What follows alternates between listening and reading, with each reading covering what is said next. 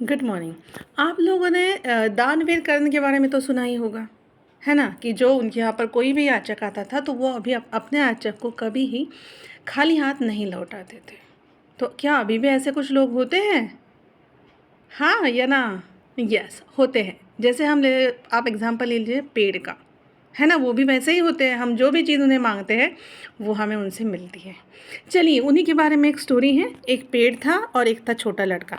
अब ये जो छोटा लड़का है, वो हर दिन उस पेड़ के छाँव में आता था, वहाँ पे खेलता था, पेड़ की डाली पर खेलता था और पेड़ का और उस बच्चे का ना एक अलग सा अटैचमेंट हो गया था। अब समय बीतता गया, बच्चा बड़ा हो गया। तो अभी पेड़ के पास वो बच्चा बहुत कम आता था। एक दिन बच्चा आया तो पेड़ ने कहा कि आ जाओ, बैठो, खेलो। तो लड़के ने कहा कि नहीं, अब तो मैं बड़ा हो गया हूँ, अब मेरी उम्र पेड़ पर चढ़ने की, खेलने की नहीं है। मुझे ना अभी कुछ चीज़ें चाहिए। तो क्या उन चीज़ों को खरीदने के लिए तुम्हारे पास पैसे हैं? तो पेड़ ने कहा कि नहीं भाई, मेरे पास पैसे तो नहीं है, लेकिन मेरे पास फल है। ये फल तोड़ कर लेकर जाओ, बाज़ार में बेच दो और जो चाहिए वो खरीद लो। तो लड़के ने वैसे ही किया, फल इकट्ठे किए और वो फल बेचकर उसने जो चीज़ें चाहिए वो ले ली। ठीक है। फिर बहुत दिनों बाद लड़का वहाँ तक आया ही नहीं, वहाँ पर पेड़ के पास। पेड़ बेचारा हर दिन उसका इंतज़ार करता था। पेड़ दुखी हो गया। फिर एक दिन जब लड़का वापस आया, अब पता है, अब वो लड़का थोड़ा और बड़ा हो चुका था, युवा हो चुका था। तो पेड़ ने कहा कि आओ, बैठो मेरी छाँव में। तो वो लड़के ने कहा कि नहीं नहीं, अभी तो मुझे पेड़ पर चढ़ने की फुर्सत नहीं है, मैं युवा हो चुका हूँ। अब मुझे एक घर की ज़रूरत है जहाँ पर मैं अपनी पत्नी और बच्चों के साथ रह सकूँ। क्या तुम मुझे घर दे सकते हो? तो पेड़ ने कहा, मैं तुम्हें घर नहीं दे सकता हूँ, लेकिन मेरी शाखाएं काट कर तुम अपने लिए एक सुंदर सा घर बना सकते हो। बस लड़के ने क्या किया, झट से पेड़ की शाखाएं काट लिया और घर बना लिया।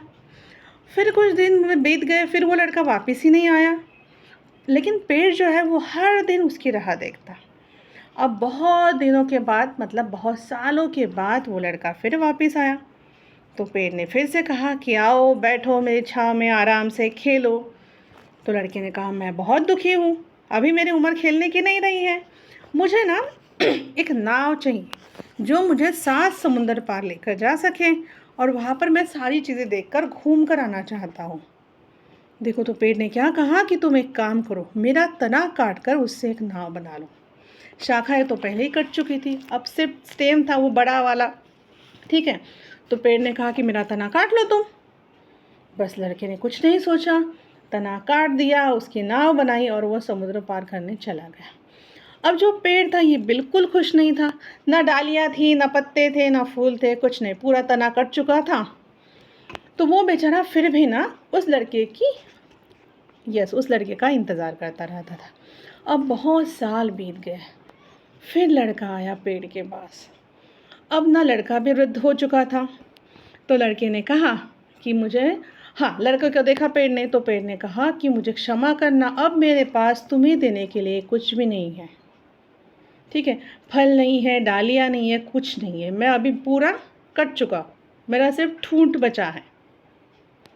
पता है, वो जो लड़का है जो अभी वृद्ध हो चुका था, उसने क्या कहा कि मुझे अब किसी चीज़ की ज़रूरत नहीं है, मुझे कुछ नहीं चाहिए, मुझे सिर्फ एक शांत जगह चाहिए बैठने के लिए और सुस्ताने के लिए, मैं बहुत थका हूँ।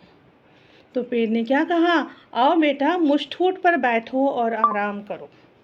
वृद्ध उस ठूंठ पर बैठ गया और पेड़ अब फिर प्रसन्न था। देखिए, ये है हमारे बेस्ट फ्रेंड पेड़, जो हमें फल देते हैं, छाँव, घर, नाव, यहाँ तक कि ऑक्सीजन भी वही हमें देते हैं, लेकिन उसके बदले में वो हमसे कुछ भी नहीं लेते हैं।